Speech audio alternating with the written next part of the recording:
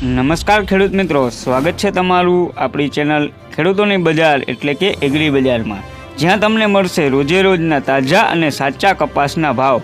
તો ખેડૂત મિત્રો, દરેક માર્કેટ યાર્ડના ભાવ જાણવા હજી સુધી ચેનલને સબસ્ક્રાઇબ ના કરી હોય તો કરી લેજો અને બાજુમાં રહેલ બેલ આઇકોન દબાવી દેજો, જેથી રોજે રોજના તાજા દરેક માર્કેટ યાર્ડના કપાસના ભાવ તમને મળતા રહે।